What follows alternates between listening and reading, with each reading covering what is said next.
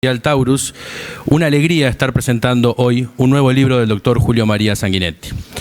Hace muchos años ya que tenemos el privilegio de acompañar a don Julio María en sus aventuras editoriales, a él y también a Marta y también a Emma, en publicaciones de sellos como Debate, Aguilar y el propio Taurus, y hemos adquirido una gimnasia de trabajo que ha venido dando muy buenos resultados. Para cualquier editor es una fortuna trabajar con un autor tan responsable y comprometido. No obstante, este libro no ha sido tan fácil de cerrar. Las innumerables actividades en las que ha incursionado el doctor Sanguinetti, que todos ustedes conocen muy bien, han atentado un poco contra los normales plazos de entrega y demás. Pero, sin embargo, como siempre ha sucedido, el doctor termina entregando en tiempo y forma, y todos esos materiales han tomado la forma de este libro que ya está en todas las librerías y seguramente en las bibliotecas y en las mesas de luz de muchos de nosotros. Nuevamente el doctor Sanguinetti apela a un costado periodístico y recupera un montón de escritos vinculados al tema judío, a punto de partida de la conmemoración de los 70 años de la creación del Estado de Israel. Ya sabemos que Sanguinetti no es alguien que rehúya el debate de temas polémicos. Como buen demócrata, siente que es su obligación participar de la discusión y brindar su opinión, sin reparar en consecuencias negativas o cálculos de intereses políticos. Este libro está llamado a intervenir en ese debate trascendente que cada día cobra mayor importancia en el mundo y que nos interpela como sociedad.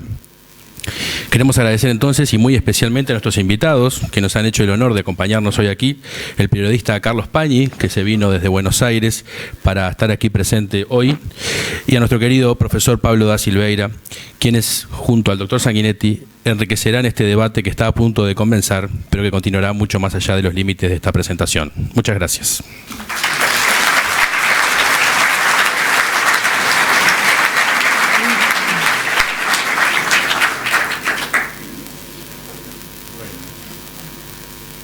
Señor presidente de la calle, ¿se oye bien? No. Como de costumbre. ¿No se oye bien? ¿No se oye bien? Lo habitual. Ahora sí. Lo habitual. ¿Ahora se oye? Bueno, estimado presidente de la calle, muchas gracias por estar, señora embajadora. Amigos todos, nuestros amabilísimos comentaristas, Carlos Pañi, periodista de reconocida raigambre democrática y liberal, que marca rumbos en el Río de la Plata, Pablo da Silveira, un pensador, un filósofo que cultiva el arte de pensar en medio de este páramo de vulgaridades que se ha transformado en el debate rioplatense. Pero bueno,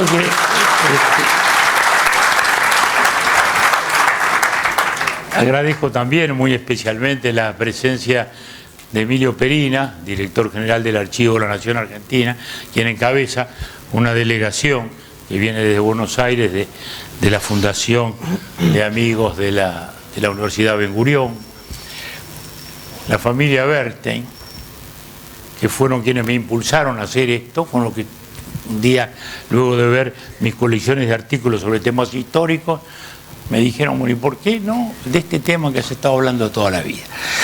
De modo que, bueno, amigas, amigos todos, sin duda es una alegría poder estar aquí. Este libro recoge más de 50, 60 años de vida periodística por una causa dentro de la cual nací, se puede decir, porque desde mis tempranos años, en el año 53, 54, en el semanario Canelones y en el diario Acción, naturalmente viví la identificación de aquel movimiento político y de aquel liderazgo tan fuerte de Luis Valleverres en estas causas que fueron las que lo singularizaron. Luis Valle creció desde la radio, primero con la causa republicana española, luego con la causa judía, y transformándose en la figura política que fue esto. Y a él y a dos grandes estadistas, Enrique Rodríguez Fabregat y Óscar Secuyauri, está dedicado este libro, porque fueron los hombres de Estado que volcaron el esfuerzo del país en la construcción del Estado de Israel. Y también a Nahún, porque fue un gran luchador, un gran amigo, y fue el autor de ese artículo que califica como delito lo que son los fenómenos de discriminación étnica, discriminación racial y todo este tipo de fenómenos que desgraciadamente tenemos que luchar.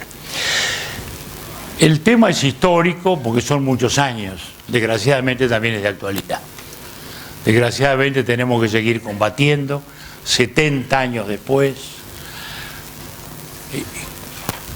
en un debate que va cambiando de actores, que va cambiando hasta su semántica, que va cambiando su naturaleza, que se va reelaborando, pero siempre dentro de ese combate contra el prejuicio que está detrás de todo esto.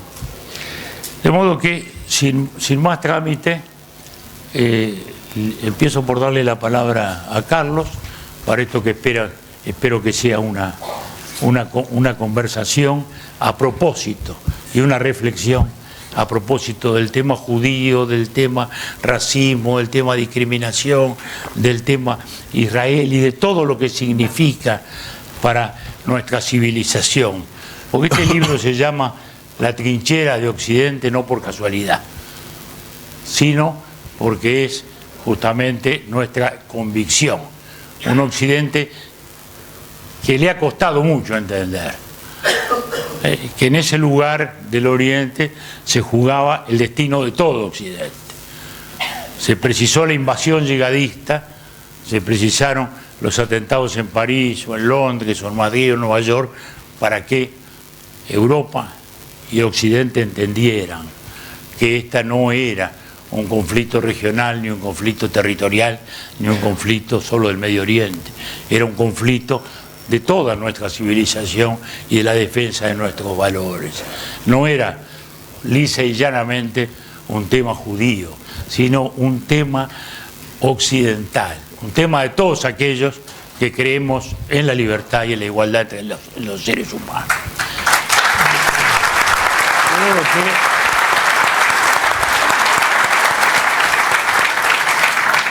Bueno, Carlos, adelante. Muy buenas tardes a todos. Lo primero que tengo para decir es gracias por la invitación a estar esta tarde aquí. Para mí es un reconocimiento un poco intimidatorio que alguien a quien yo admiro tanto desde hace tanto tiempo, desde mucho antes de conocerlo personalmente, me convoque para que pueda exponer delante de ustedes las resonancias que tiene la escritura de él, del presidente, en mí. Eso supone un reconocimiento y un compromiso que me pone un poco nervioso. Y voy a tratar de hacerlo con la mayor capacidad de síntesis de la que sea capaz, y con el desafío de decir algo más interesante que lo que él acaba de decir, que es el núcleo del libro. Así que dudo mucho que pueda aportar demasiado. El primer aspecto de este trabajo que a mí me interesa destacar es que es un libro con muchas dimensiones, que son las dimensiones de Sanguinetti. Es decir, es un libro sobre la historia de un conflicto.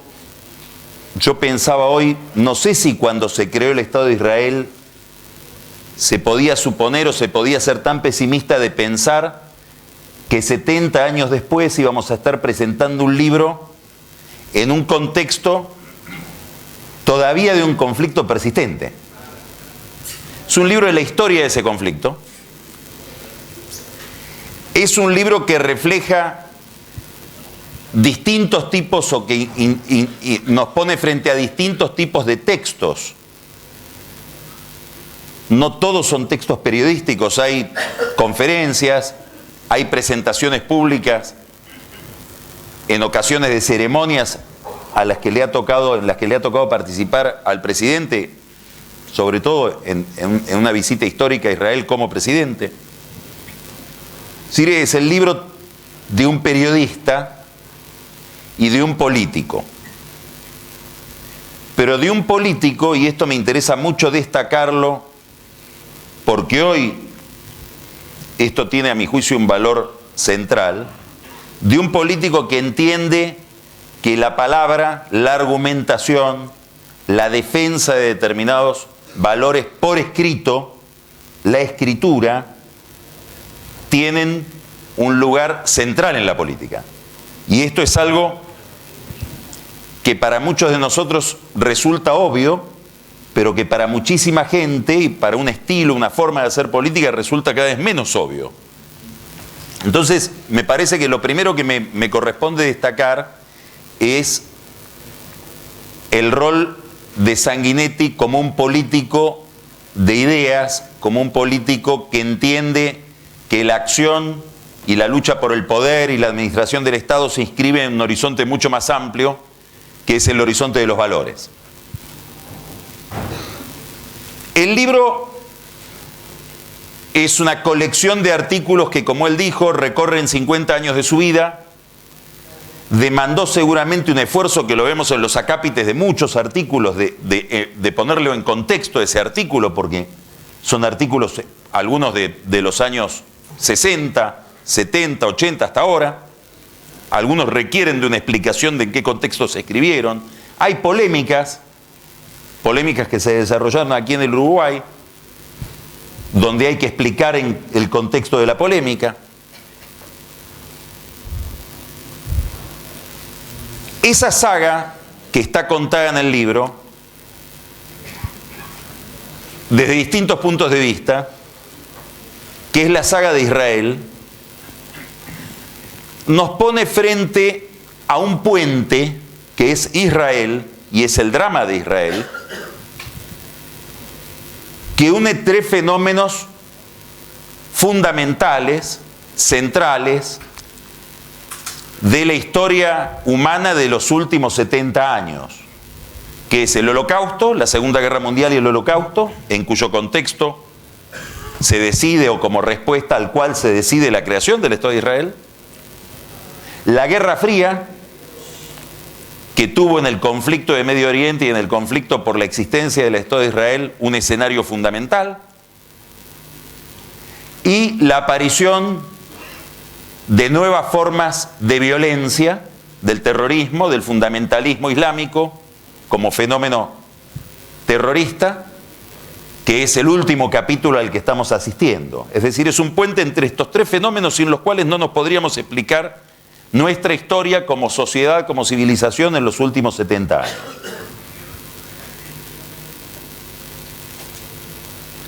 Yo no diría que es un libro sobre la historia del conflicto.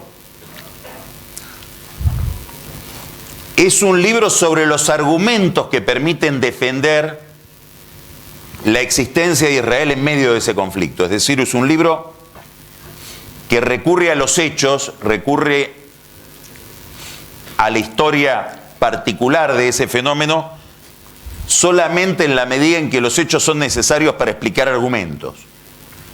Es decir, no se imaginen los que no lo leyeron todavía que se van a encontrar con textos cuyo principal interés es la reconstrucción histórica del fenómeno. No, nos conecta con el fenómeno histórico en la medida en que nos lleva una y otra vez desde 1000 puntos de vista a entender qué es lo que se juega detrás de la existencia de Israel, no solo para el pueblo judío, sino para toda una forma de entender al hombre y a la sociedad humana.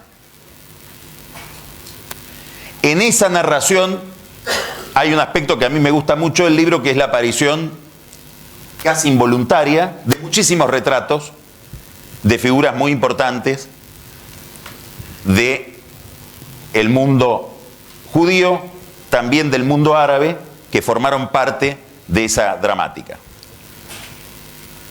Hay algo que para un extranjero como yo es muy interesante, que es una dimensión recurrente que aparece todo el tiempo, a la que el presidente se refirió recién muy fugazmente, que es la dimensión bilateral de la relación entre Uruguay e Israel. En eso hay algo biográfico de él. Es un homenaje a sus mayores en el sentido intelectual, en el sentido político, sobre todo a Valle Berres y a un grupo de políticos, no solo colorados, también blancos, que se identificaron con la causa del Estado de Israel como una causa que debía ser defendida más allá de la inmediatez que puede tener la condición de ser judío o de vivir en la zona. Hay algo subliminal que aparece muy tímidamente, pero que a lo mejor logramos que lo desarrolle un poquito más, que es que Uruguay se puede mirar en algunas dimensiones como en un espejo en Israel. Él hace alusiones al éxodo del pueblo oriental. Habría que pensar si la existencia de Uruguay, también tan dificultosa al comienzo, en medio de conflictos internacionales en la región, Argentina, Brasil, la intervención de potencias extranjeras, etcétera, no tienen un fondo, digamos, de identificación, como decía, subliminal, entre lo que puede ser la experiencia histórica de Uruguay en un contexto muy distinto, con tramas distintas, con argumentos distintos, y la existencia de Israel. Pero hay una afinidad. Lo que pasa es que hay un tema de identidades. A ver. Y hay un conflicto de identidades, ¿no? El fenómeno de la identidad judía, digamos, milenario, sin un territorio en el cual pudiera sentarse eso que no solo era un pueblo, sino que era una nación, porque tenía la voluntad de autogobernarse, y un pueblo palestino que no tenía identidad, porque ese es otro fenómeno que también se va produciendo con el tiempo. En realidad era una población que no tenía conciencia de esa identidad, que la va generando después el conflicto. Y estos temas de identidad son justamente los que están detrás de toda la evolución que se ha producido en este fenómeno, que, como usted bien dice, tiene etapas muy distintas, porque no era lo mismo el año 73 que el año 89. Pues en el 73 es la crisis del petróleo, Arabia Saudita pasa a ser el centro del mundo, ¿no? Y ahí se lanza o comienza, digamos, por primera vez en la segunda gran guerra, digamos así, la primera vez que aparece el factor religioso como dominante, fundamentalmente en este caso de origen sunita. Y 6 años después aparece la revolución iraní, con lo cual aparece la potencia chiita. Entonces ahí tenemos un juego de identidades muy complicados. Sí, naturalmente, uno como país chico en medio de grandes, sí, se identifica, porque somos países que tratamos de ser grandes pese a nuestra dimensión territorial. Y creo que Israel lo hacía y nosotros de algún modo también lo somos, por lo menos de vez en cuando. Sobre todo cuando usted ve acá el espectáculo de civilidad que representa esta sala y de diversidad, que también muestra lo que es lo importante o digamos la mejor dimensión de este país territorialmente pequeño. Entonces todo el problema de identidades está detrás, con todos esos cambios que se han ido produciendo, ¿no? Y que son muy importantes. Por eso la naturaleza ha cambiado hasta la semántica, porque lo que antes llamábamos antisemitismo hoy pretende llamarse antisionismo para desplazar el debate hacia allá. Lo que antes era un debate que se refería, digamos, fundamentalmente a un debate histórico, digamos, que provenía con el mundo cristiano, pasa luego de la pacificación con el mundo cristiano a un debate con el mundo musulmán. Curiosamente, lo que al principio partía como antisemitismo de corrientes ultranacionalistas pasa a ser un debate de tipo universal. Y lo que antes partía de la derecha, claro, porque el racismo partía de la derecha, ha pasado a ser izquierda ahora, ¿no? En el último travestismo ideológico que se enfrenta y que está detrás de este debate. O sea que es un cambio muy sustantivo.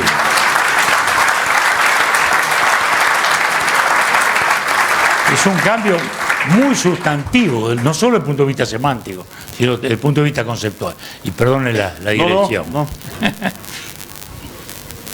Esta relación entre Uruguay e Israel, que tiene que ver con la política exterior uruguaya y el papel que jugó Uruguay y que jugó su gobierno en la creación del Estado de Israel, para nosotros, para un argentino, o por lo menos para un argentino con mis ideas, es sumamente interpelante, porque mientras Uruguay estaba promoviendo la creación del Estado de Israel, en Argentina estábamos convirtiéndonos en un lugar de recepción de los nazis.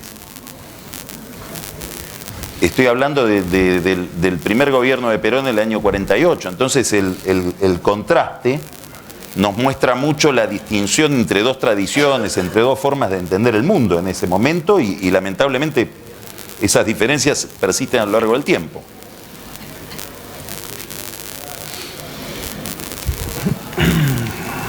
Como acaba de recién de sostener el presidente, el libro no se enfoca solamente en el problema político o geopolítico de la creación del Estado de Israel y sus esfuerzos de supervivencia y las amenazas que recibe en las distintas etapas de su historia, sino que además es un libro de reflexiones sobre los problemas que están detrás de ese conflicto. Sobre todo el problema del racismo, el problema del antisemitismo, la cuestión del holocausto, la discusión sobre el concepto de raza. Todas estas aberraciones que, como decía recién el presidente, han ido mutando inclusive de localización ideológica, pasando de la derecha a la izquierda. Es también un libro que, a propósito de Israel, o que identifica en Israel, en su saga, en su existencia, la defensa de la democracia como sistema. En el contexto de la Guerra Fría, que significaba una discusión sobre la democracia, y ahora en el contexto de la emergencia del fundamentalismo, que implica también una discusión radical sobre la democracia. Por eso el libro ve a Israel mucho más que como un sujeto estatal, como un sujeto de la vida internacional, como un sujeto político, jurídico, político, territorial. Lo ve además como la defensa, por eso el libro se llama La trinchera de Occidente, de un sistema de valores que están en juego en la existencia de Israel, pero cuya supervivencia compromete a muchísima más gente que la gente de Israel. Ve en Israel una especie de frontera caliente de una forma de entender la civilización, de una forma de entender al hombre, de una antropología, de una forma de entender la vida social, en contraste con aberraciones como el antisemitismo, como el nazismo, como el fundamentalismo.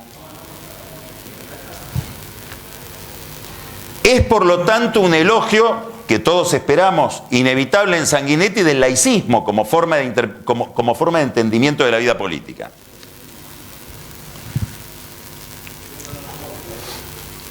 Esto me parece sumamente importante. Digamos, Israel implica en el corazón de Medio Oriente, en lo que Sanguinetti llama en el libro un mar de dictaduras, un experimento de aquello que ha sido una de las grandes conquistas de nuestra sociedad, aquello que distingue a Occidente, que es la idea de poder abandonar una visión del orden público, una visión de la política, asentada en verdades objetivas. Esto es la esencia del liberalismo. Digamos, la idea de emanciparnos de una forma de entender la sociedad sacralizada,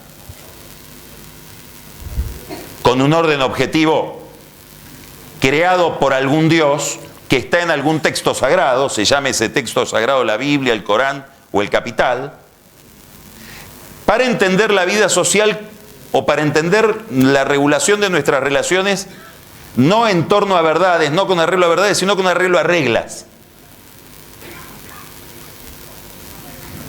Digamos, gobierna no el que tiene la verdad, el que gobierna no gobierna porque tiene la verdad, gobierna porque ganó una elección. Puede no tener la verdad, Y como el que gobierna puede no tener la verdad, debo garantizar que la minoría puede expresarse, porque tal vez la verdad la puede tener la minoría. Eso significa una sociedad que se funda en reglas y no en verdades. Y que deja el problema de la verdad para la vida, para la contemplación personal de los individuos dentro de su casa. Esto es lo que está en juego en la existencia de Israel en el contexto de un orden que pretende fundar la sociedad, la civilización y la política en verdades objetivas y en textos sagrados. Esto es la frontera o la trinchera de Occidente, la defensa de esta forma de entender la vida humana. Esto es lo que dirige el interés de Sanguinetti hacia Israel, que está viendo en Israel un problema de carácter universal, que tiene además una encarnación muy interesante, que es la democracia concreta histórica de Israel, donde en el Parlamento hay árabes. En el Parlamento israelí hay gente que discute la existencia de Israel. La corte israelí, hay muchos datos que presenta el libro, a mí me resultó muy interesante en ese sentido. Por ejemplo, el elogio a un fallo de la corte israelí que dice este territorio debe ser devuelto porque no nos corresponde, porque nos hemos apropiado de él irregularmente. Y porque era privado. Y porque era privado. Era propiedad de un árabe. Y se lo tenía que devolver a él. No era un tema de Estado, era un tema de derecho. De derecho de la propiedad. De las personas. De las personas. Pero planteado en un momento en que se está discutiendo la existencia territorial del Estado. La imagen de Sharon desmontando las colonias de un territorio que él mucho tiempo antes había conquistado o había incorporado. Había conquistado. Es decir, la posibilidad de incorporar dentro de la afirmación la negación, lo diverso, que eso es la raíz de la democracia.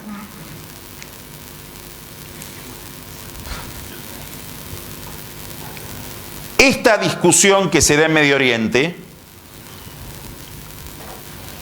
que como decíamos, tiene su punto de partida en el drama de la Segunda Guerra Mundial y el Holocausto, que continúa durante toda la Guerra Fría, después se transforma en la encarnación o en el escenario de un conflicto que es el conflicto con el fundamentalismo islámico, que le permite mirar a Sanguinetti y a Israel como una frontera de otra dimensión, que es la frontera de lo que Huntington llamó el choque de civilizaciones, un conflicto que hunde sus raíces mucho tiempo atrás, que él identifica muchas veces a lo largo del libro, muy inteligentemente en la batalla de Poitiers, cuando Carlos Martel impide el avance del Islam sobre Francia, después la batalla de Lepanto, digamos, lo que nos cuenta la historia de Israel en los últimos 70 años es un capítulo de una historia de mucho más larga duración, que tiene que ver con un conflicto de civilizaciones que va y vuelve, que avanza y se repliega.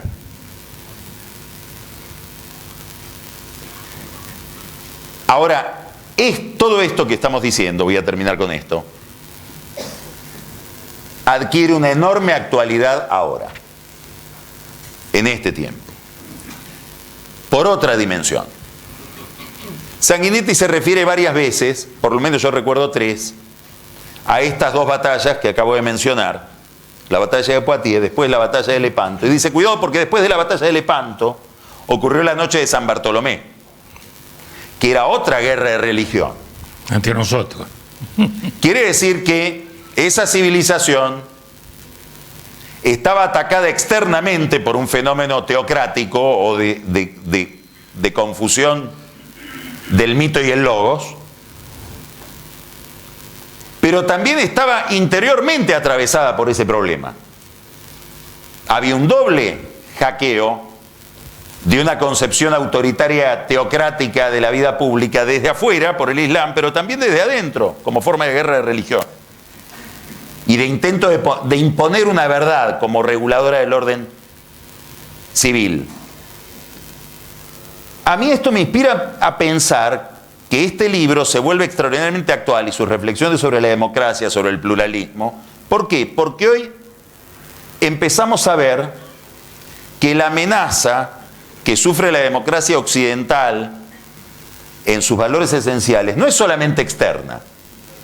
Empezamos a ver que dentro de nuestras sociedades también se empieza a quebrar la fe, la convicción o el consenso respecto de determinados valores sin ninguna necesidad de que haya un ataque ideológico externo o usando ese ataque ideológico externo para darle la peor respuesta, que es una respuesta autoritaria interna y producir la discriminación, el cierre de las fronteras, el nacionalismo, el proteccionismo. ¿Qué es lo que estamos viendo en todo Occidente? Lo vemos en Estados Unidos, lo vemos con matices y con distintos niveles de gravedad en Italia, en Alemania, en Gran Bretaña, en Brasil. En Francia. En Francia. Aquí hay un texto que a mí me parece uno de los textos más interesantes de todo el libro, que se llama Hablemos de democracia. ¿Por qué este texto es tan interesante? Porque es una descripción de todos estos problemas, con una enorme claridad, con un punto de vista macroscópico, pero es especialmente interesante porque fue escrito en 1986.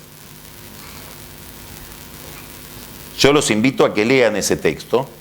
Es una conferencia donde se describen todas las derivaciones que va a tener el quiebre de los valores y sobre todo algo muy importante que está muy ligado a todo esto que estamos hablando de los problemas de Occidente, que es la pérdida de confianza en la política y en una forma de hacer política, porque esa forma de hacer política, de administrar la vida en común, se torna dudosa por la crisis de una institución que es el trabajo, como organizador. Ese problema del fin del trabajo, el problema que iba a significar para Occidente que el crecimiento económico no estuviera ya directamente ligado al crecimiento de las posibilidades de trabajo, está tratado por Sanguinetti en ese texto de 1986. Yo tuve que mirar 2 veces la fecha, porque parecía escrito hoy. Entonces, ¿a dónde quiero ir y a dónde quiero terminar? En que el problema de Israel, el problema de la existencia de un Estado judío, la amenaza sobre la existencia de un Estado judío es la amenaza sobre un sistema de valores. Y esos valores no solamente sufren hoy el ataque externo de otra forma de entender la vida en común, de otra forma de entender al ser humano y a la sociedad, por razones religiosas, ideológicas, sino que en nuestras propias sociedades empieza a haber algo inquietante, que es la polarización, la idea de que un sector es el único dueño de la verdad y la interlocución y el diálogo no merecen ser practicados, gente que defiende abiertamente el hundimiento del centro, que es el lugar del diálogo, el lugar del intercambio, el lugar donde yo puedo pensar que el otro puede tener algo de verdad. El hundimiento del centro es algo a ser festejado. Bueno, quiere decir que lo que entendemos como la amenaza externa de algo distinto es también una crisis de nuestra propia identidad.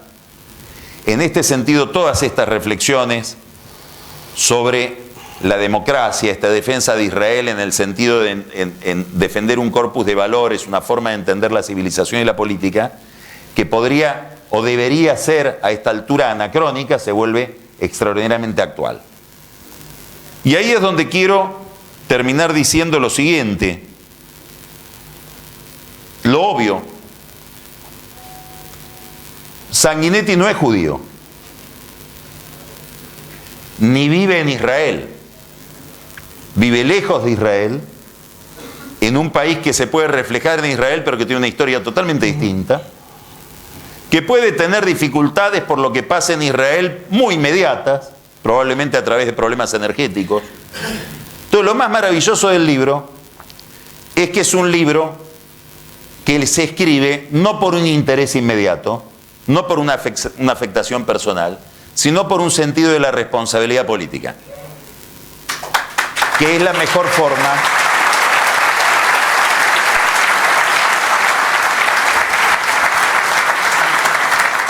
que es la forma más elevada y que encarna en Sanguinetti maravillosamente, porque es un gran luchador,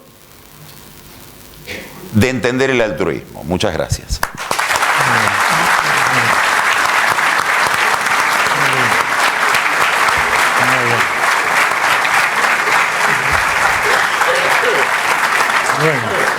Bueno, magníficas palabras.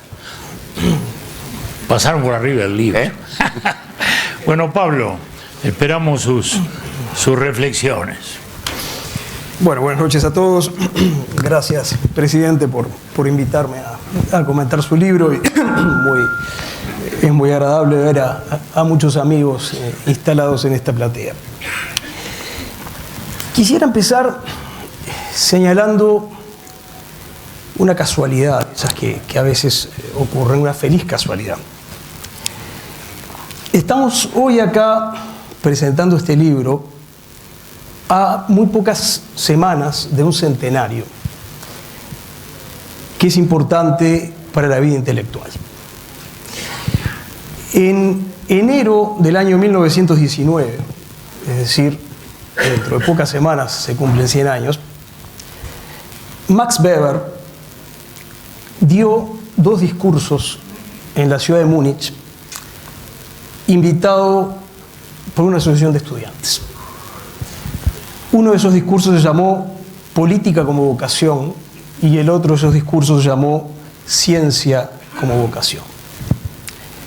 Poco después, esos discursos se publicaron unidos en un libro que se titula hasta hoy El político y el científico, que muchos de nosotros seguramente hemos leído, del que sale la famosa distinción de Weber entre ética de la vocación y ética de la convicción y ética de la responsabilidad.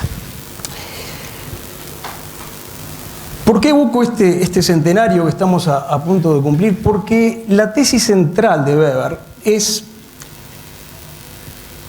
que la política y la ciencia en un sentido amplio, que para él incluía la historia, la sociología, están movidas por 2 pasiones diferentes. La política está movida por la pasión de influir, de modificar los hechos. Y la ciencia, en este sentido amplio, está movida por la vocación de entender. Y Weber hace unos dibujos un poco complejos, por una parte diciendo que no hay que mezclar esas 2 cosas, pero por otra parte diciendo que en el interior de mucha gente están mezcladas y que incluso en el interior de muchos que hacen muy bien la política está la vocación por entender, y eso es parte de lo que explica que hagan muy bien la política. Lo cual uno se podría remontar 2500 años atrás, reproduce aquella duda que tuvo Aristóteles acerca de si la mejor expresión de la vida humana era la del político o la de quien se retiraba a contemplar y a entender lo que ocurría. Esta referencia me vino a la cabeza mientras leía el libro porque me parece que esa tensión está en todas las páginas de este libro. Por una parte es un libro obviamente escrito por un político, por alguien que ya estaba en la actividad política cuando escribió el más antiguo de los textos que uno puede encontrar en este libro, y con alguien que está claramente embanderado por una causa, que es la causa del Estado de Israel. Y todo lo que escribe está teñido por ese embanderamiento. Pero al mismo tiempo se ha escrito por un hombre que quiere entender. Y que quiere entender incluso hechos y personajes que no tienen que ver con la causa que defiende. A mí me parecieron extraordinariamente interesantes los 2 capítulos en los que el presidente Sanguinetti habla de Anwar el-Sadat y cómo trata de entender la lógica por la que Sadat terminó acordando con Israel y rompiendo con el conjunto del mundo árabe. Y hay admiración. en esa descripción, de un hombre que defiende una causa que no es la causa que el presidente Sanguinetti está defendiendo. Y creo que eso es parte del valor del libro, como creo que es parte del valor de toda acción política inteligente. La acción política que es pura voluntad, puro agachar la cabeza, ir para adelante, nunca es buena acción política. La buena acción política es la acción política teñida por el esfuerzo de entender. El libro, lo decía Carlos, repasa todos los acontecimientos importantes de esta historia. Y al hacerlo, y de hecho, cuando uno lo lee, percibe cómo elementos importantes de esa historia están muy olvidados. Nos recuerda algo que es enormemente importante, y es que la historia nunca está contada de una vez y para siempre. La historia hay que contarla todos los días. La historia hay que contársela a cada generación. Y eso no se debe a que seamos débiles de memoria o cosas por el estilo. Eso está asociado a uno de los problemas fundamentales de la existencia humana, que es la renovación de las generaciones. Nosotros hablamos, por ejemplo, de la sociedad uruguaya de 1830 y de la sociedad uruguaya de hoy, y construimos frases que la presentan como si fuera lo mismo. Y obviamente hay una continuidad histórica. Pero no hay nadie que perteneciera a la sociedad uruguaya de 1830 que pertenezca a la sociedad uruguaya de hoy. Eso pasa en todas las sociedades, incluso pasa en las sociedades de los animales sociales. Eso pasa en los hormigueros y pasa en las colmenas. La diferencia es que el comportamiento de las hormigas o de las abejas está totalmente determinado por su ADN. No tienen que recordar nada ni aprender nada. Mientras que una parte muy importante de nuestro comportamiento está influido por nuestras convicciones. De modo que para que nuestra acción tenga sentido a lo largo del tiempo, para que se puedan construir continuidades, incluso para que se puedan construir reinterpretaciones, tenemos que estar todo el tiempo contándonos el pasado, volviendo al pasado y volviendo a entenderlo. Insisto, no hay ningún mandato por el cual tengamos que aceptar todas las opiniones y todos los hechos de quienes nos precedieron. Pero solo vamos a estar cambiando si antes de alejarnos de esas opiniones y de esos hechos entendimos por qué pensaron y por qué actuaron de ese modo. Si esa condición no se cumple, no es cambio, es decadencia, es olvido. Entonces, el hecho de volver a contar la historia, volver a recordar los hechos, volver a recordar el significado de los hechos, es una tarea a la que estamos condenados los seres humanos. Es una condena linda, no digo condena en el sentido de algo que nos pese mucho. Pero además, y este es un punto importante y en el libro aparece con fuerza, es una tarea con significado político. Nosotros estamos todos muy impresionados hoy por el tema de las fake news y muy impresionados por cómo el presente está siendo permanentemente manipulado por la construcción de falsas noticias, por la administración tendenciosa de información, y todo eso es verdad. Ahora, lo que no podemos perder de vista es que también el pasado está siendo manejado del mismo modo, y que el modo en que recordamos y transmitimos el pasado tiene consecuencias políticas sobre el presente. Para poner un ejemplo que los uruguayos entendemos muy bien, uno no ve del mismo modo al MLN Tupamaros si lo ve como un movimiento que nació para enfrentar una dictadura, como se enseña hoy en los liceos, o si lo ve como un movimiento que nació en un país donde el riesgo de autoritarismo era tan lejano que ni siquiera había presidente de la República. Según cómo contemos esa historia, el modo en que hoy percibimos un fenómeno político de primera magnitud, por otra parte, para nuestra vida política, cambia radicalmente.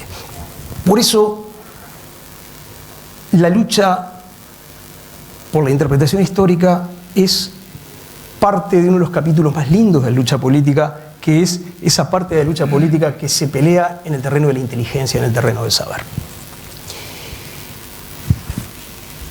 Y creo que eso es especialmente pertinente cuando se trata del tema del libro, porque hay un hecho incómodo de reconocer,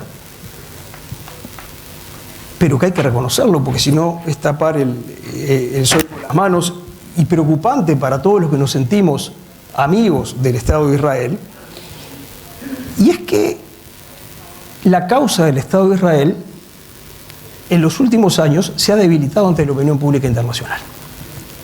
Entre otras cosas, porque como mencionaba el presidente Sanguinetti al principio, hubo corrimientos. Algunos de quienes hace unas décadas lo defendían, hoy están entre quienes lo atacan. Y si bien este problema no se resuelve solo contando la historia, también se resuelve contando la historia. Porque parte de las interpretaciones hostiles, parte del modo, efectivamente hay un problema semántico, parte del modo en el que se entienden algunas palabras claves, como por ejemplo Palestina, si se entiende como un territorio, si se entiende como una unidad política, tienen que ver con cómo se recuerda y cómo se cuenta esa historia. Y entonces ahí también hay una tarea que es al mismo tiempo intelectual y política, y que es una tarea que en este libro se hace con una inmensa solvencia.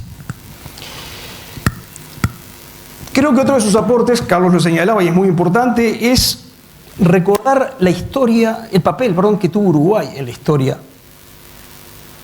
del Estado de Israel. Y la continuidad y la coherencia del desempeño del Estado uruguayo en ese tema durante mucho tiempo en todos los foros internacionales.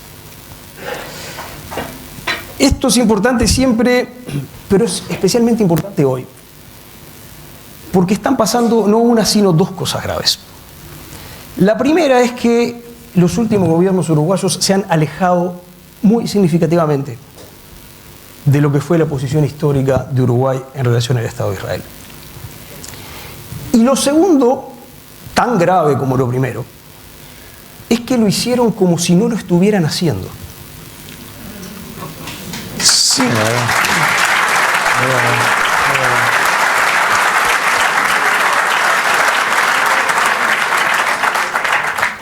No hubo debate público, no hubo consulta, no hubo búsqueda de consensos. Y eso también es un quiebre en la historia del Uruguay. Porque los uruguayos, como tiene que hacer todo país chico, siempre nos tomamos muy en serio nuestra política internacional. Y siempre tendimos a verla como una política de Estado. Para poner un ejemplo, y aprovechando que el presidente Lacalle nos acompaña, yo creo que el cambio de posición de Uruguay en relación al Estado de Israel es un fenómeno de una magnitud parecida a lo que fue la decisión de entrar o no entrar en el Mercosur. La diferencia es que cuando los uruguayos nos desayunamos de que argentinos y brasileros estaban avanzando en ese proceso, el presidente de la época, que era el presidente Lacalle, convocó al presidente Sanguinetti, que había cumplido su primer mandato, al general Sereñi, que era entonces el líder de la izquierda, a el senador Jorge Valle, a todo el espectro político, para discutir qué íbamos a hacer con ese asunto, asumiendo que no era un problema de un gobierno ni de una mayoría parlamentaria circunstancial, sino que era un problema de política internacional que el Uruguay tenía que evaluar y tenía que manejar con sentido de Estado y con sentido de continuidad del Estado. Esa fue la tradición del Uruguay. Porque siempre supimos que un país chico como Uruguay no tiene derecho a cometer errores graves en materia de política internacional. Países grandes pueden permitirse metidas de pata y las arreglan. Los países chicos son demasiado frágiles. Entonces pasaron dos cosas graves en estos años. Nos alejamos no solo de lo que fue la posición tradicional de Uruguay de defensa del Estado de Israel, sino de defensa del orden jurídico internacional. Y además lo hicimos de una manera que implicó dejar de ver la política exterior como una política de Estado para pasar a verla como una política de cintillo. Y eso es extremadamente grave para el caso del Estado de Israel y para la política exterior del Uruguay en su conjunto. No quiero extenderme demasiado en este comentario, pero quisiera hacer 2 o 3 comentarios un poquito impresionistas de cosas que me generó este libro. Pero es muy importante eso, Pablo, porque es parte de la transformación de la que hablábamos hace un rato, de cómo el escenario fue cambiando, ¿no? Y cómo, en definitiva, hoy todos estos fenómenos se ubican a la izquierda. Hace pocos días tuvimos acá un músico muy famoso, muy popular, de los que asumen, y eso es un fenómeno bastante común, ¿no? Cuando alguien tiene la popularidad por el arte, por la música, por la literatura, y luego se lanzan a actuar como agitadores. Normalmente no de buenas causas, ¿no? Hay pocos agitadores de buenas causas, como fue Nabur de la causa armenia, que acaba de desaparecer, pero normalmente son causas de este tipo, ¿no? Y este buen señor que ha recuperado para la visualización el peor de la simbología nazi, ¿no? Porque la idea aquella del cerdo asociado a la estrella de David es lo peor de la simbología nazi. Este señor es homenajeado y se le considera ciudadano ilustre de la ciudad de Montevideo. Entonces,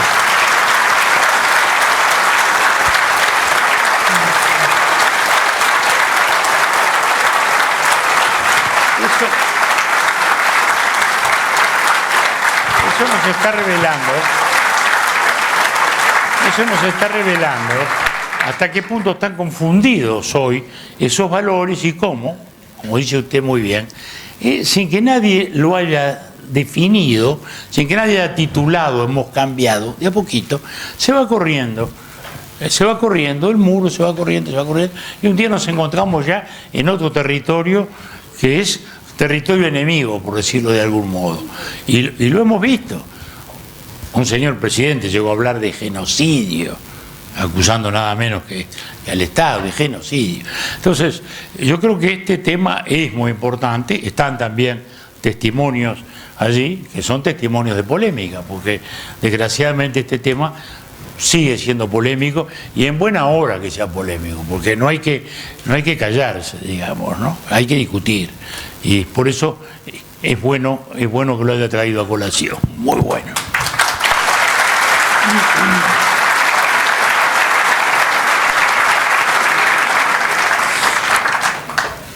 Dos o tres comentarios impresionistas entonces para terminar.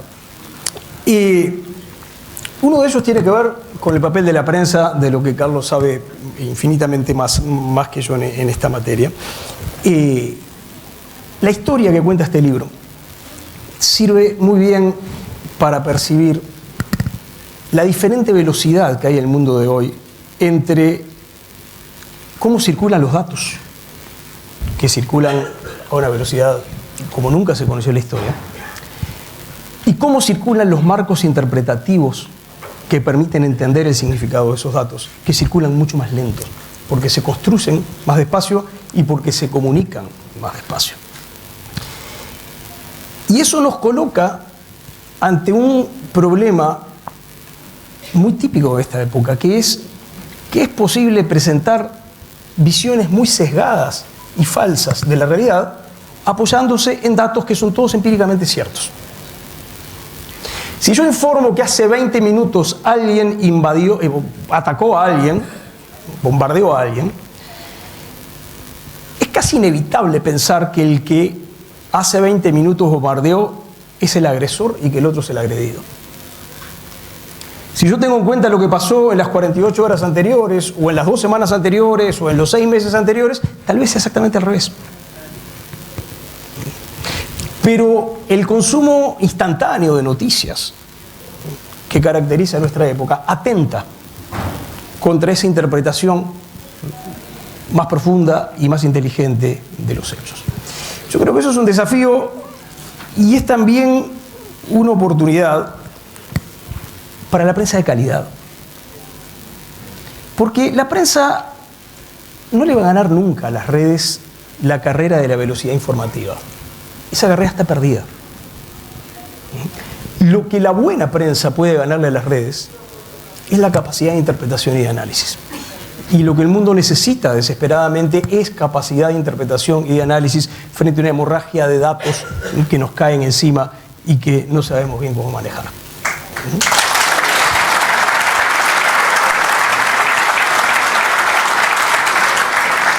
Por eso, frente a muchos pronósticos un poco apocalípticos sobre el futuro de la prensa, yo tiendo a ser más bien optimista. Sí, hay prensa que va a desaparecer, la que se lo merece, la que no agrega valor respecto de lo que agregan las redes sociales.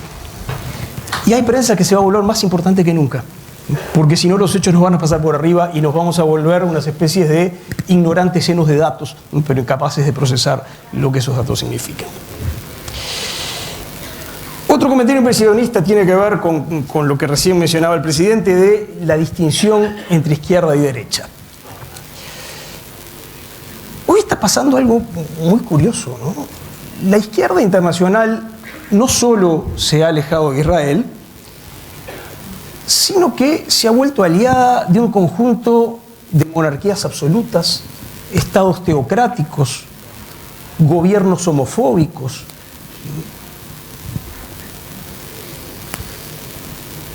Perfiles políticos a los que en general la izquierda se opone con mucha radicalidad en Occidente. No siempre apoyaron Cuba, por ejemplo, que siempre fue un régimen terriblemente homofóbico, pero al menos hicieron como que no lo veían.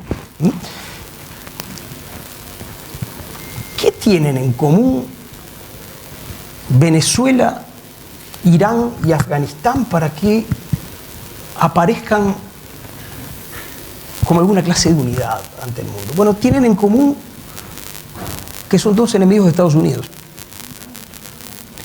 Entonces, ser de izquierda es ser enemigo de Estados Unidos. Entonces Hitler era de izquierda. Si todo se reduce a eso, entonces es simplemente una especie de categoría que crece por suscripción en los contextos más diversos. Y la verdad creo que eso es prueba, eso es una muestra más de un agotamiento conceptual en el que estamos, de estas dos categorías de izquierda y derecha, que no sirven para explicar algunos de los acontecimientos más importantes que ocurren en el mundo, algunos de los fenómenos más importantes que nos desafían. ¿El nacionalismo es de izquierda o es de derecha? ¿Ha habido nacionalismos de izquierda? ¿Ha habido nacionalismos de derecha? ¿El populismo es de izquierda o de derecha? Hay de los dos tipos. ¿El desarrollismo es de izquierda o de derecha? Ha habido de los dos tipos. ¿Qué significa exactamente hoy izquierda y derecha? La verdad es que, primero, es muy difícil saberlo. Y en segundo lugar, no deberíamos asombrarnos. ¿Por qué esperar que la inmensa riqueza y complejidad de la vida política pueda ordenarse toda en función de una metáfora espacial que ni siquiera usa las tres dimensiones del espacio, usa una sola, porque está dentro de la recta? No hay plano, ni mucho menos hay volumen. ¿Por qué debería ocurrir que una metáfora espacial tan pobre fuera suficiente para explicar todos los alineamientos políticos y todos los fenómenos políticos? La distinción izquierda y derecha tiene una historia, que es una historia muy breve. Todos sabemos que empezó con la Revolución Francesa. Los griegos, los romanos no tuvieron nada parecido a izquierda y derecha, pero no solo los griegos ni los romanos. Maquiavelo, Locke, Montesquieu, Voltaire, Adam Smith, no se concibieron ni de izquierda ni de derecha por la sencilla razón de que esos dos conceptos no existían. Las palabras, en fin, existían para decir de la izquierda y de la derecha, pero no como conceptos políticos. La idea aparece en la Revolución Francesa, todos lo sabemos, empieza simplemente como una manera de referirse a lugares en la Asamblea y fue muy útil como instrumento de análisis hasta el fin de la Guerra Fría, 200 años exactos. Como tantas otras categorías de análisis que tuvieron una historia, que tuvieron un periodo en el que resultaron útiles para interpretar los hechos y que después quedaron por el camino. ¿Quién habla hoy del espíritu de los tiempos, como se hablaba en la época en que Hegel era la referencia para un montón de cosas? Nadie. Pero ustedes van a leer literatura de esa época y todo el mundo hablaba de esas cosas. Entonces, es muy probable que en un futuro que nosotros nos lleguemos a ver, izquierda y derecha, el lenguaje de izquierda y derecha sea visto como típico de una época que pasó. Entonces me parece que ni tenemos que acomplejearnos, ni tenemos que dejarnos correr con eso, ni tenemos que sentirnos obligados a responder cuando dice, pero usted es de izquierda o de derecha. Mire, es su problema, no es el mío.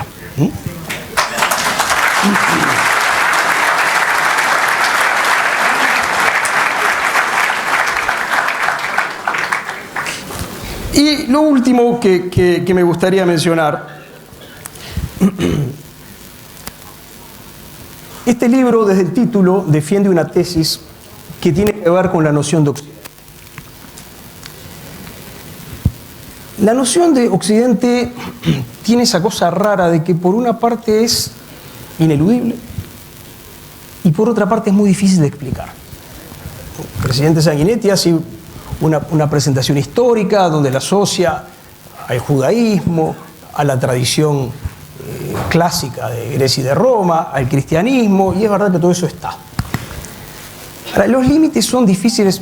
Huntington, por ejemplo, en su famoso libro sobre el choque de las civilizaciones, a nosotros nos deja fuera. Dice que hay algo que es una... Dice que no sabe si somos una civilización. Sí, y si habría una civilización latina o qué, pero más bien nos deja fuera del club. Y nosotros creo que no nos sentimos así, afuera del club. Entonces, es un concepto al mismo tiempo ineludible y complicado.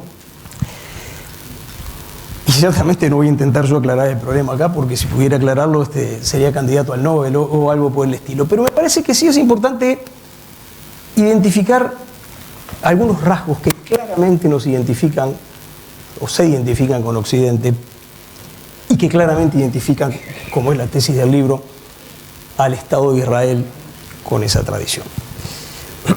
Y voy a mencionar solo dos que me parecen importantes. Occidente no se caracteriza por ser una tradición cero falta. No. Occidente, la civilización occidental ha cometido excesos, ha cometido crímenes, ha hecho barbaridades en distintas partes del mundo y en distintas épocas históricas. Pero sí se caracteriza por una cosa: por revisar su acción, por autocriticarse y por pedir perdón. Eso no lo hacen otros. Y no puedo vencer la tentación de leer, porque creo que tiene que ver con esto del libro, un pequeño fragmento de Cornelius Castoriadis, un gran filósofo griego, luego nacionalizado francés, que en un libro de los años 90 comenta esto y dice, bueno, los alemanes han pedido perdón por el Holocausto, la Iglesia Católica ha pedido perdón por sus épocas de intolerancia, varias potencias coloniales europeas han pedido perdón por los excesos cometidos.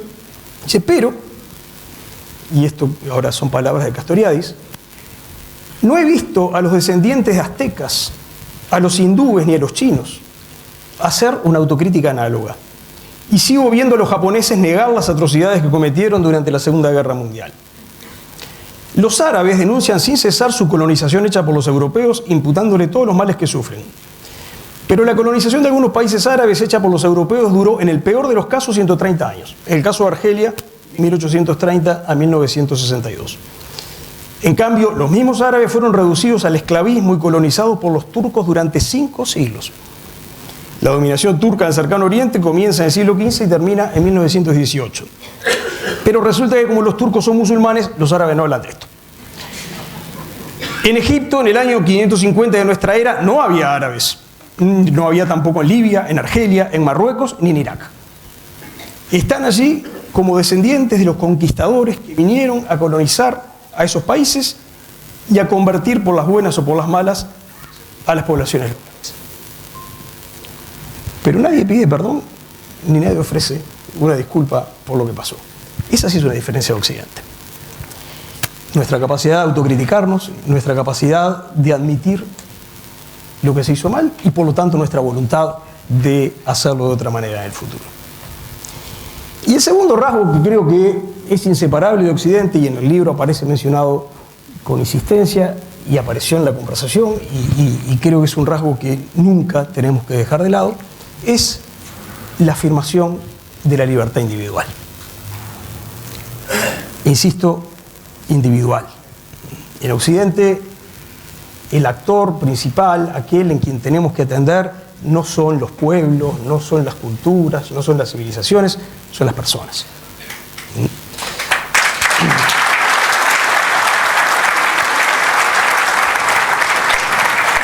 Y creo que efectivamente ahí está el argumento central para ver al Estado de Israel como un baluarte de Occidente en una región específica del mundo. Y hay una prueba ácida que permite confirmarlo y que a mí me gusta hacer y con la que he visto recular a duros críticos y enemigos de Israel. La prueba es muy simple, consiste en una hipótesis, en una pregunta. Supóngase que usted tuviera que irse a vivir unos cuantos años a Medio Oriente y suponga que tiene una hija chica. ¿En qué país de Medio Oriente quisiera que creciera su hija? Muchas gracias.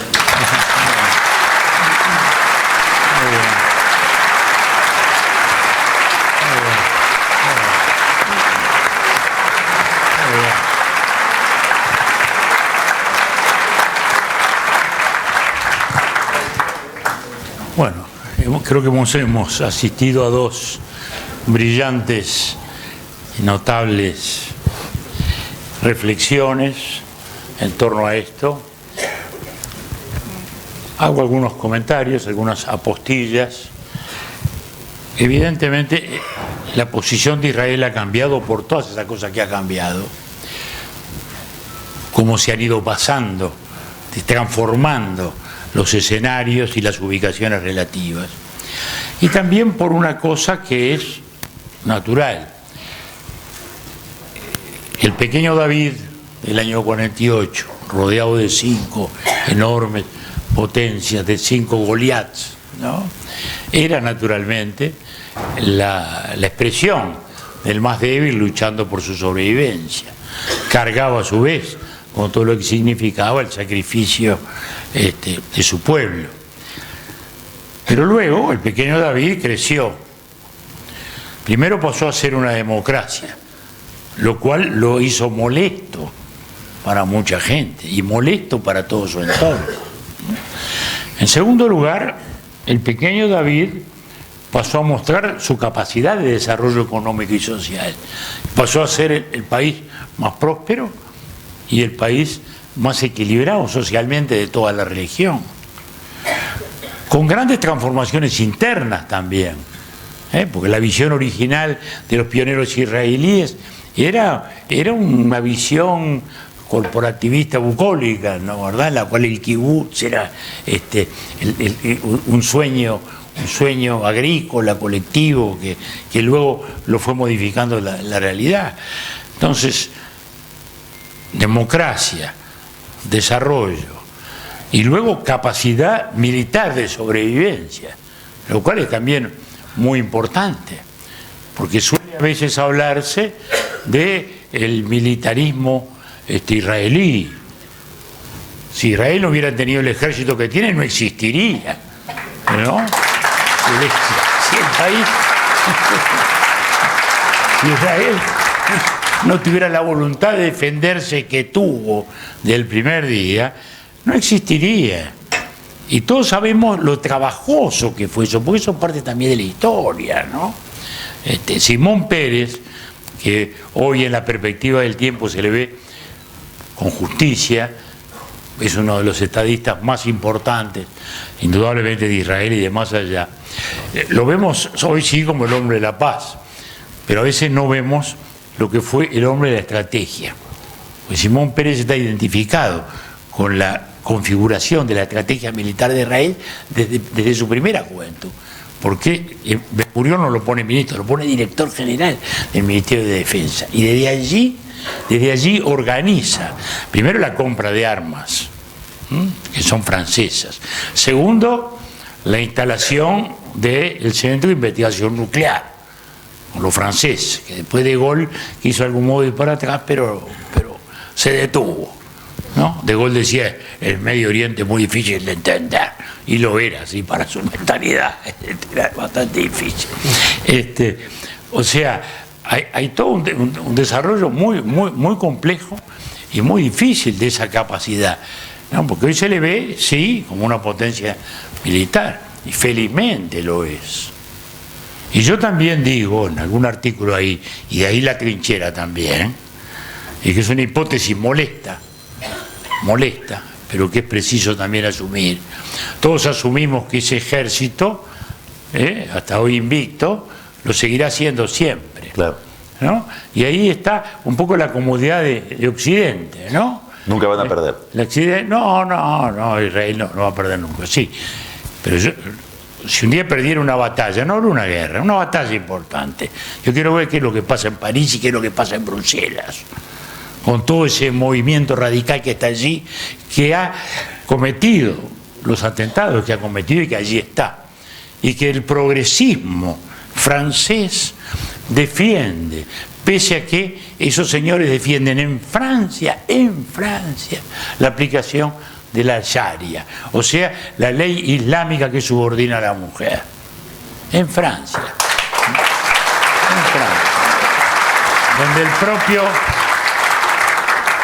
Donde el propio emperador, fíjate a dónde nos vamos, ¿no? Es donde el propio emperador llamó a los rabinos en su tiempo y habló directamente con ellos, y vinieron 40, porque había habido problemas, ¿no? Y el propio emperador discutió con los rabinos. Y la conclusión fue, no, ustedes hagan lo que quieran, pero aquí rige la ley de la República. Y eso, ni siquiera eso, hasta eso ponen en cuestión. Y esos son justamente todos esos valores. Lo que se ha definido como Occidente, sí, yo creo que esa es la batalla de Occidente, que es una larga y dificilísima construcción, por supuesto, y con enormes batallas entre nosotros, sí. Insisto en Lepanto, ¿no? 1572, don Juan de Austria comandando la Gran Armada, ¿no? El hermano de Felipe II, comandando la Gran Armada, Venecia, Génova con Andrea Doria, mis ancestros genoveses, con su gran capitán Andrea Doria, ¿no? Todos aquellos, le ganamos al turco, murió Solimán el Magnífico, y 6 meses después nos matábamos en París, y el 24 de agosto de 1772, todavía no se sabe quién dio la orden, si fue la maligna de Catalina de Médicis o quién, pero desatan toda esa campaña brutal contra los protestantes. Bueno, sí, fue terrible, pero eso es la fuerza de Occidente, de la construcción constante de la libertad. Y esa dignidad humana está en la esencia de la filosofía judía, porque esa es la semilla original de esto que llamamos Occidente. El pacto de Dios con Abraham, ¿no? Ve adelante mío y sé íntegro, ¿no? Que Buber tiene una lección memorable sobre lo que significa eso, lo que significa el hombre delante de Dios, reconociéndole esa dignidad. Y bueno, y eso es justamente, sí, la larga batalla de Occidente por lograr esa amalgama, ¿no?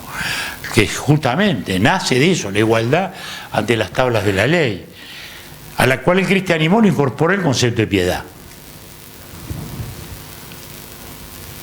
Los filósofos griegos, la libertad, la racionalidad; los romanos, el derecho. Y eso fue una construcción difícil.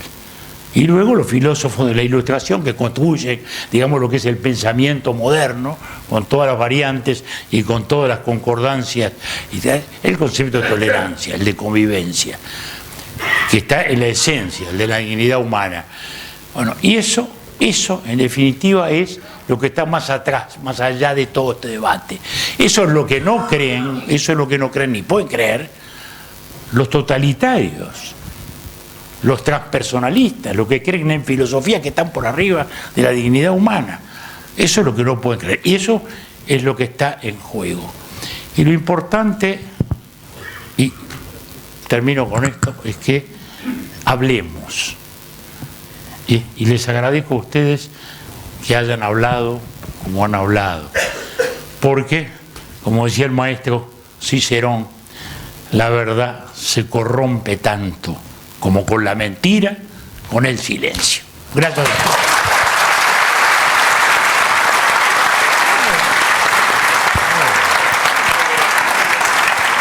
Bueno, querido, muchísimas gracias.